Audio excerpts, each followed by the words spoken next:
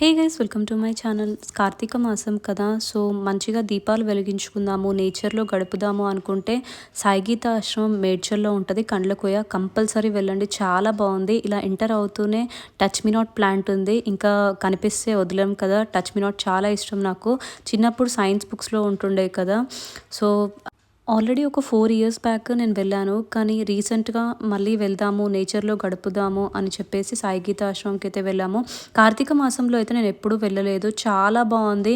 ఇలా ప్రతి ఒక్క ట్రీకి అమ్మవారిలాగా, కొన్ని ట్రీకి శివుడిలాగా ఎంత మంచిగా అలంకరించారో మీరే చూడండి, చాలా బాగుంది. అసలు ఇప్పుడున్న మనం లీడ్ చేస్తున్న లైఫ్ స్టైల్లో సన్లైట్ కానీ అపార్ట్మెంట్ కల్చర్ ఉండడం వల్ల ఎక్కువ మనం నేచర్లో గడపలేకపోతున్నాము. మన బాడీలో ఆక్సిజన్ లెవెల్స్ కూడా చాలా తగ్గిపోతున్నాయి కదా. కానీ మీరు ప్రతి వీకెండ్ ఇలా సాయి గీత ఆశ్రమంకి వెళ్తే మీకు చాలా మంచిగా అనిపిస్తుంది, నేచర్కి దగ్గరగా గడిపినట్టు అనిపిస్తుంది. ప్రతి ట్రీకి ఒక అర్థం ఉంది. మన కల్చర్ ఎంత గ్రేట్ అనిపించింది నాకు ఇవన్నీ చూస్తే.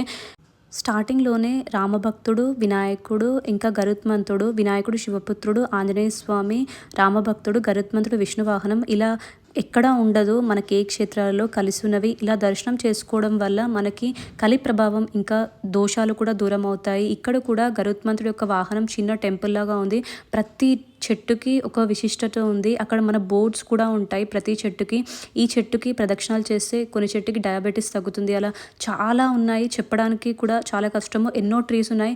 అలా మనం కంటిన్యూస్గా ఒక సంకల్పం పెట్టుకొని 21 డేస్ అలా ప్రదక్షిణాలు చేసేసి 108 అలా చేస్తే మనకు తగ్గిపోతుంది అని చాలా దగ్గర ఉంది. నక్షత్రాలు తెలుసు కదా, ఆ నక్షత్రాలకి సంబంధించిన ట్రీస్ కూడా ఉన్నాయి. ఎవరు ఏ నక్షత్రము వాళ్ళు ఈ నక్షత్రం చెట్టు ప్రదక్షిణలు చేస్తే చాలా మంచిది అని చెప్పి.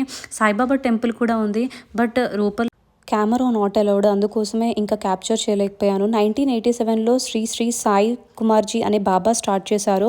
దీన్ని గిరి అంటారు. గోవర్ధన గిరి ఎలా ఉందో సాయి గీత ఆశ్రమంకి కూడా గిరి ఉంది. ప్రతి ఒక్క స్టోన్ అందులో ఉన్న డిఫరెంట్ ప్లేసెస్ నుంచి, పర్వతం నుంచి తెచ్చారంట. చాలా బాగా అనిపించింది. మేము వెళ్ళిన రోజు సండే, ఆ రోజు సామూహికంగా సత్యనారాయణ స్వామి వ్రతాలు కూడా జరుగుతున్నాయి. మా అదృష్టం వల్ల మేము అవి కూడా మంచిగా చూడగలిగాము. ఎప్పుడైనా సండే ఇలా కార్తీక మాసంలో దీపాలు వెలిగించాలి అనుకుంటే కంపల్సరీ చెట్ల దగ్గర చాలా మంచిగా అనిపించింది. చాలా మంది పిక్నిక్ కూడా చేసుకున్నారు. వన భోజనాలు కూడా అయిపోతాయి కదా ఇంట్లో నుంచి ఫుడ్ తెచ్చుకొని. మాకు నిజంగా లక్కీ అనే చెప్పాలి. మేము వెళ్ళిన టైంలో మాకు లంచ్ కూడా పెట్టారు, చాలా టేస్టీగా ఉంది. అక్కడ హారతి జరుగుతుంది, ఎవ్రీడే హారతి జరుగుతుందంట. ఇక్కడ గోవర్ధనగిరి పర్వతం నుంచి కూడా ఒక స్టోన్ తెచ్చారంట. కింద ఫ్లోటింగ్ స్టోన్స్ కూడా ఉన్నాయి.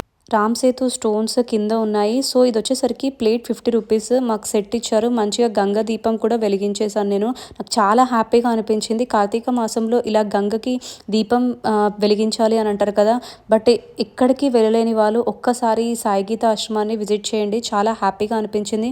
మనసు కూడా చాలా ప్రశాంతంగా అనిపించేసింది. నాకు నేచర్కి దగ్గరగా ఉన్నట్టు అనిపించింది. ఎవరికైనా నేచర్ ఇష్టమైతే కంపల్సరీ సాయి గీత ఆశ్రమాన్ని విజిట్ చేయండి.